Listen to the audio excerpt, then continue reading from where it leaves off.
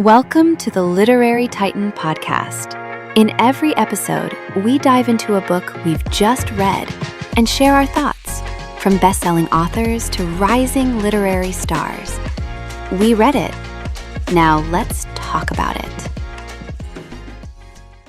Silent Cries is a genre-blending work of spiritual fiction and family drama that moves through three linked stories about grief, vulnerability, and the people society too easily overlooks. The first and longest section follows Samantha, a clairvoyant girl marked by loss, her quiet bond with Sam, and the painful ripple effects that shape a child named Eliot. The later sections widen the book's focus to inherited trauma, cultural pressure, disability, silence, and forms of love that do not always fit neat expectations. The book wants to make the unseen visible and ask readers to look again at people they might otherwise pass by. Author Marlene Zaedyan writes earnestly, "This is not a cool or ironic book. It reaches straight for emotion, and it does so without much self-protection. I felt that on nearly every page. The prose leans lyrical, often circling silence, light, breath, music, and memory. And at times it reads almost like a spoken testimony. That approach worked for me when the book slowed down and trusted an image or a feeling to land on its own. The transistor radio, for example, becomes more than an object.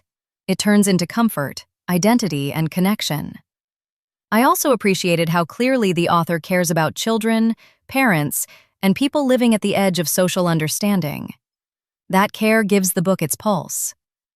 I found myself reacting to the book less as a tightly built novel and more as a heartfelt vessel for belief, pain, and witness.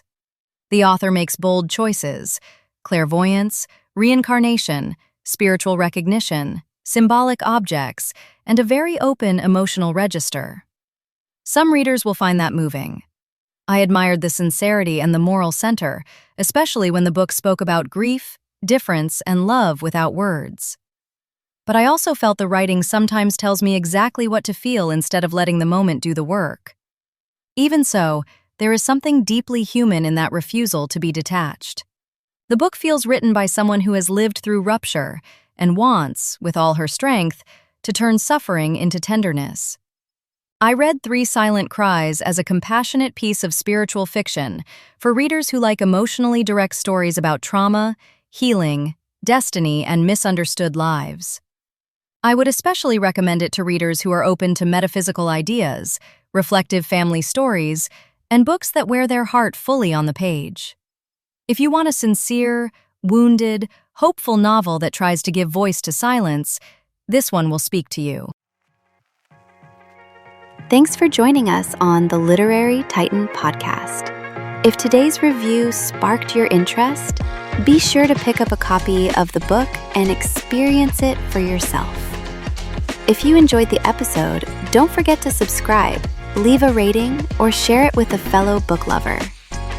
Until next time, keep reading, not just to escape, but to grow.